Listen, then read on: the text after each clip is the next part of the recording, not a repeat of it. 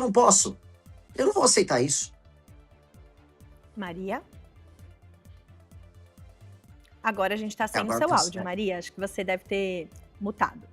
Pode. Eu me mutei. Eu me mutei, gente. Tá tudo bem. É o seguinte, Renan, minha pergunta é sobre as suas alianças políticas e articulações políticas. Porque a gente sabe que na política não é só, né, o político de opinião é muito importante, mas também como é que estão as suas alianças políticas nas diferentes regiões do Brasil, né? Aqui você tem um público focado mais aqui no Sudeste. Como é que você tá fazendo alianças com outras lideranças do e também aproveito para perguntar a questão da desistência do deputado Kim Kataguiri, né, pré-candidato, então, a manter o seu posto de deputado federal. O que foi o principal motivo dessa desistência? Foi, de fato, para ele assumir um super ministério com você, se dedicar à sua campanha, ou foi a impossibilidade de conseguir vencer o favoritismo de Tarcísio?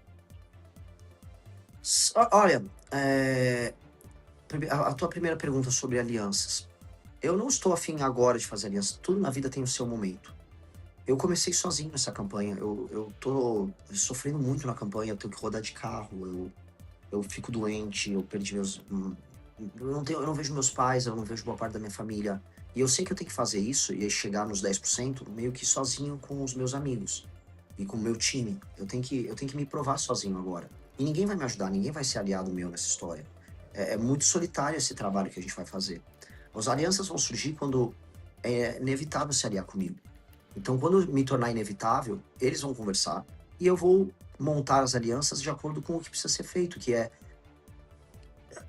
é o compromisso nosso de mudar o Brasil, a agenda nossa. Olha, se você quer ser meu aliado, você vai assinar um documento público com o seu partido, avisando que você vai defender a destruição total do crime organizado, que não você vai se comprometer a entrar no nosso plano de desfavelização para acabar com as favelas brasileiras em no máximo 10 anos, que você vai se comprometer publicamente com toda a sua bancada em atuar no combate irrestrito à corrupção. E mais outros temas que são centrais do nosso plano de governo. Fazendo assim, de maneira transparente, sem colocar bandidos, nós faremos alianças com todo mundo, ou quase todo mundo, tá? Agora, tudo na vida tem o seu momento. Eu tenho que me provar, eu sou para muitas pessoas uma figura nova. E se eu não conseguir, eu falhei. Então eu tenho, é uma pressão grande porque eu não posso falhar, eu tenho que chegar lá e eu vou chegar sozinho. No mês de março eu faturei cerca de $4.600, totalizando aí deu um pouquinho mais de R$23 mil apenas com a AdSense do meu canal, postando cortes do MBL. E se você tem interesse em criar seu próprio canal de cortes, ajudar no projeto e ainda poder ganhar com isso, é só clicar no primeiro link da descrição desse vídeo, ou então ler o QR Code que está aparecendo aqui no meio da tela que eu vou te explicar um pouco mais sobre isso. O senhor mencionou em entrevista ao podcast Inteligência Limitada que em um momento que falaram ali a respeito do Nordeste, né, dessa região, o senhor chegou a dizer que o Flávio Bolsonaro copia seu slogan Nordeste é a solução, né? E que outras figuras também o copiam. Quero saber quem te copia e no caso de Flávio Bolsonaro e também mais aprofundado a respeito desse slogan, de que o senhor tem se aproximado do Nordeste nessas expedições, nessas andanças por aí, como é que tem se dado também essa aproximação? O único político que rodou mais o Nordeste do que eu foi o Lula. É isso que eu posso dizer. E não agora na campanha, na história dele. O Lula já rodou de ônibus no Brasil, ele fez a Caravana da Cidadania em 1995. E eu respeito isso. O Lula é meu adversário de vida, eu odeio o Lula. Mas eu tenho que entender o que os meus adversários fazem para eu poder fazer melhor do que eles. E eu pretendo rodar o Brasil de carro, ganhando ou perdendo a eleição. Eu vou rodar, eu irei em todos os municípios do Brasil, é um compromisso que eu tenho, porque eu só poderei ser um líder estando nos lugares e falando com as pessoas. O Nordeste é a solução para os problemas brasileiros, porque desenvolver economicamente o Nordeste é resolver problemas históricos de lá, mas problemas políticos de cá. Estou aqui em São Paulo. A pior classe política que tem no Brasil é a do Nordeste. A do Norte também é muito ruim. Não que o resto seja muito bom, tá? O Rio de Janeiro é um lixo e tal. Mas, no geral, quando eu faço uma média, nada é pior do que um político no Nordeste. Eles vivem da pobreza das pessoas. Eles precisam das pessoas pobres para continuarem sobrevivendo.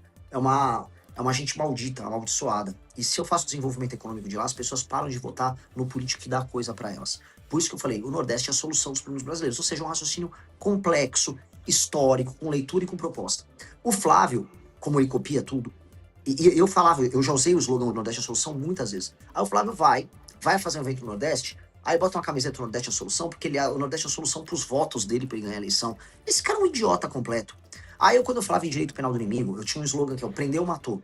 Aí o Flávio falou lá com o marqueteiro, eu preciso fazer isso igual, o que eu faço? Aí o marqueteiro, faz prender ou neutralizou. Né, o que eu faço com um cara desses, né? É uma imitação mal feita do que eu falo. A imitação chegou num ponto que eu fui o primeiro pessoa a trazer para o Brasil a discussão sobre trazer IA e Machine Learning para o SUS. Nós temos uma proposta enorme, você tem que estudar o que o Google fez em algumas nações, o que a China está fazendo, o que o NHS está fazendo lá na Inglaterra, que é o sistema, é o SUS deles. Aí o Flávio vai lá, eu vou colocar inteligência artificial no SUS. Hã? Como? Qual é a instância que ela vai ser utilizada? Vai ser machine learning puro e simples ou vai ter uma IA trabalhando para isso? Você vai ter... um sistema de prontuário único? Porque ele fala isso e ele não sabe que a IA só vai funcionar com prontuário único. Ele não fala de prontuário único. Então, ele copia o slogan, mas ele não copia a proposta porque ele não estuda. Porque o Flávio, assim como os membros da família dele, ele tem déficit cognitivo. Tô sendo elegante, isso quer dizer que ele é burro. Então, ele só fala as coisas mais simples e vai jogando pra frente. Isso me irrita muito. Isso é uma droga, porque você tenta ser verdadeiro, de verdade. Assim, eu sou uma pessoa verdadeira. Eu posso tá perdendo voto com o que eu tô falando aqui. Mas eu prefiro falar a verdade o tempo todo. E eu não consigo me faz muito mal lidar com pessoas que são falsas o tempo todo. A falsidade faz mal, a falsidade me machuca. Eu não gosto de ver isso. E ele me imita do jeito falso e burro. Falou, pô, quer ser burro, mas seja burro original, seja burro do seu jeito. Não estraga quem tá fazendo certo. Renan, como é que você avalia no contexto? Você mencionou que teve com diversos embaixadores e representantes de delegações internacionais, né, recente. Como é que você avalia o destaque da política internacional e do olhar que o brasileiro está começando a ter em relação a alguns pontos, como, por exemplo, a questão do tarifaço impactando nossa economia, a questão da nomenclatura das facções para organizações terroristas e da própria interferência do Trump aqui nas eleições brasileiras. Como é que você avalia esse posicionamento da política internacional na nossa política doméstica e se você é favorável ou não à nomenclatura das facções para serem organizações terroristas que o governo dos Estados Unidos adiantou o Brasil a fazer? Quer dizer, se adiantou em relação ao Brasil. Eu trato isso tudo como sinal de fraqueza do Brasil. Um sinal triste de muita, muita fraqueza. Os Estados Unidos, eles estão agora no fim da hegemonia global única como superpotência. Agora você tem duas superpotências, que é os Estados Unidos e China. E essas duas superpotências, elas vão começar a buscar arcos de aliança no mundo. Os Estados Unidos precisam de todo o continente americano, lá da Groenlândia, lá no norte, até a Patagônia, lá no sul, como uma reserva estratégica. E a gente está aqui no meio. E os Estados Unidos estão usando não só as tarifas, mas a força geopolítica deles para enquadrar a América Latina inteira, para espalhar, para retirar a influência chinesa. Então a China tinha influência na Argentina, os Estados Unidos, com seu aliado Milei, tirou a influência chinesa na Argentina. A Venezuela era um entreposto chinês aqui na América do Sul, ele derrubou o governo, e ele vai interferir mais ainda. E eles vão precisar alinhar o Brasil com eles. Então, este processo, que é em grande medida humilhante para o Brasil, tá? E foi humilhante que o Trump fez com o Lula, ele é um processo que nós precisamos reconduzir numa presidência da República. Ou seja, os Estados Unidos vão precisar da gente por causa das terras raras. Não há condição dos Estados Unidos ter, basicamente, as forças armadas deles nos próximos anos, sem sentar com o Brasil. Por quê? O Brasil tem a segunda maior reserva de terras raras. A China tem a primeira, e a China é a única que tem tecnologia de processamento. Os Estados Unidos nem a tecnologia pronta do processamento eles têm. Você vê como eles estão humilhados ali. Então eles vão ter que sentar conosco. Ou a gente senta de maneira altiva e monta um plano de começar não apenas a extrair, mas processar as terras raras e produzir um complexo industrial no Brasil, ou a gente vai ficar sempre vendendo as coisas para os outros e fazer um negócio ruim, que é o que está acontecendo agora. Eu estou dando uma dica. Empresários brasileiros já estão se unindo com empresários americanos, esses empresários brasileiros são amigos de políticos, então os políticos brasileiros vão vender os nossos recursos pros gringos e a gente não vai ficar com nada, o novo pau-brasil. Eu vou brecar tudo isso, tá? Mas este é um novo cenário global que está pintando, em que se a gente trabalhar direito com o Japão, com Taiwan, com Índia, com a União Europeia, com os Estados Unidos, nós podemos transformar o Brasil numa powerhouse, né? Num lugar muito poderoso, que não apenas extraia, vamos dizer, você extrai o neodímio, o disprósio, você extrai esses minérios, você consegue processar, aí se você fazer o ímã no Brasil, desse ímã você consegue fazer as baterias para drone, para carro, para celular. Eu tô falando aqui no celular, o ímã que vai no seu celular vai terra rara. Todo esse complexo de produtos começar a ser feito no Brasil com centenas de milhares, milhões de empregos de altíssima qualidade, muito dinheiro ficando aqui. E a gente muda o Brasil. Então, isso uma maneira da gente se adaptar geopoliticamente a esse contexto novo que está vindo aí. E a maneira que eu defendo também.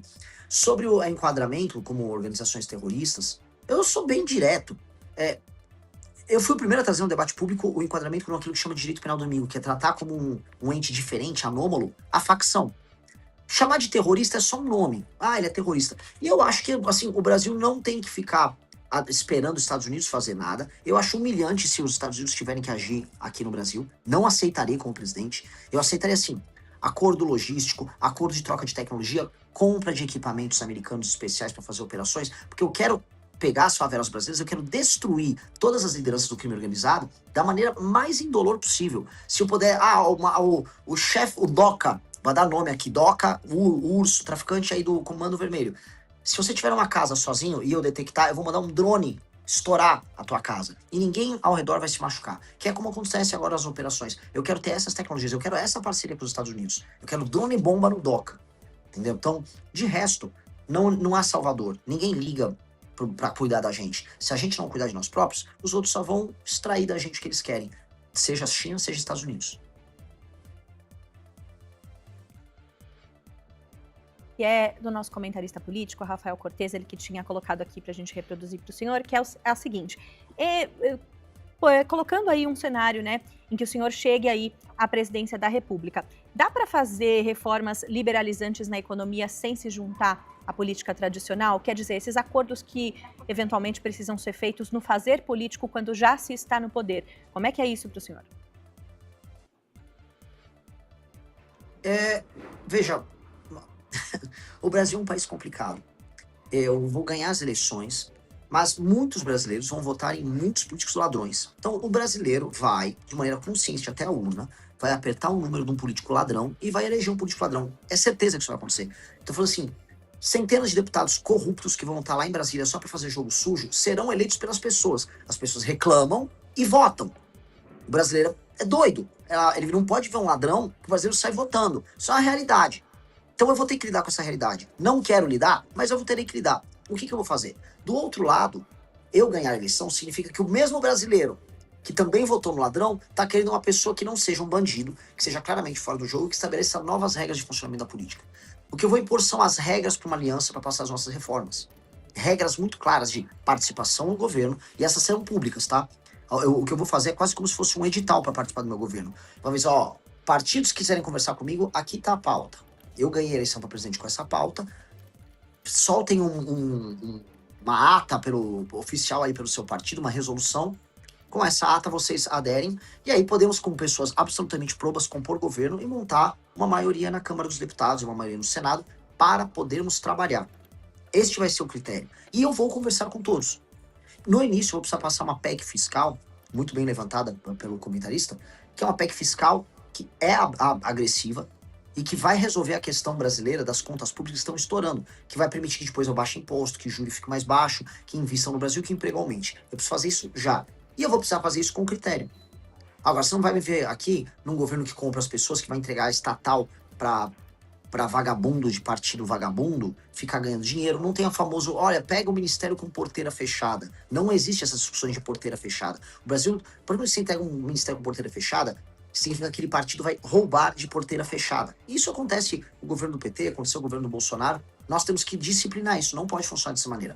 E os partidos sabem que terá que ser assim, porque se eu ganhei a eleição, significa que o eleitor já está com essa mentalidade. Então eles vão ter que se adaptar. Se não se adaptarem, eu não vou ceder para eles.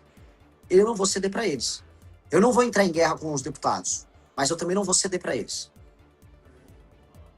Para finalizar, pré-candidato, quero saber o seguinte, pintei aqui um cenário em que o senhor se elege presidente e agora o contrário, né? Em não se elegendo, tendo ali o cenário de segundo turno, o presidente Lula e o senador Flávio Bolsonaro. Para quem o senhor acaba fazendo campanha ou vai se isentar desse debate?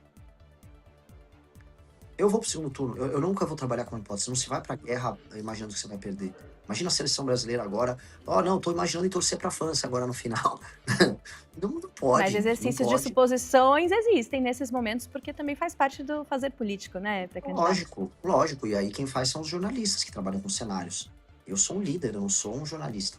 Então eu não posso não me comportar como líder aqui diante de vocês. Um líder, eu não posso falar para vou colocar aqui dezenas de milhares de pessoas que me divulgam, que estão agora falando o meu nome. Olha, se eu perder, eu vou fazer tal coisa. Eu não posso fazer isso com elas. Não posso. Porque elas foram as primeiras pessoas a se juntarem a mim pra gente começar a construir essa história. Elas brigaram com seus familiares, às vezes elas tinham um pai petista, mãe bolsonarista, e elas tinham uma terceira posição e apanhavam dos dois. Os dois se juntavam pra brigar com elas. Foi muito difícil pra essas pessoas estarem aqui. Eu não posso falar pra elas que eu vou perder e que eu imagino o que eu vou fazer se eu perder. Se eu perder, a única coisa que eu digo é que eu vou provavelmente chorar. E vou abraçar as pessoas que lutaram comigo e vou ficar muito bravo, porque eu tô dando toda a minha energia nisso. Eu não vou aceitar ter uma mentalidade que não seja vitória. Eu vou lutar até o fim. Eu não posso pensar assim. Eu peço desculpas pra você, porque eu sei que você tá fazendo um trabalho jornalístico muito sério. Essa é uma pergunta importante pra leitura de cenário. Mas eu não sou essa pessoa. Não posso te responder essa sua pergunta. Não tendo que se desculpar, já tá respondendo, é legítimo, e te agradeço por essa conversa aqui. Renan Santos, pré-candidato do Partido Missão à Presidência da República, conversou conosco aqui no Rede TV Notícias, primeira edição. Muito obrigada, bom dia. Obrigado, foi uma honra estar com vocês, excelentes perguntas, adorei a entrevista, adorei a tese das Kardashians, vou começar a usar. Olha, eu quero direitos copyrights, viu? Ela quer royalties. Eu citarei você. Royalties, tá bom? Tchau. Muito Fechado. bem. Tchau, tchau. Fala, meus queridos, aqui quem fala é o Alan do canal Inevitável Cortes, e no meu segundo mês postando cortes aqui no YouTube de figuras do Partido Missão e do MBL, eu faturei cerca de 25 mil reais, ou um pouquinho mais de 4 mil dólares. E se você tem interesse em estar criando seu próprio canal de cortes, eu preparei um treinamento 100% focado, mostrando o passo a passo para você estar conseguindo fazer seus cortes de figuras do Partido Missão e do MBL. Para acessar o treinamento é só clicar no primeiro link da descrição ou ler o QR Code que tá aparecendo aqui no meio da tela agora. E se você gostou desse vídeo, não se esqueça de deixar o like e se inscrever no canal. Te vejo no próximo vídeo.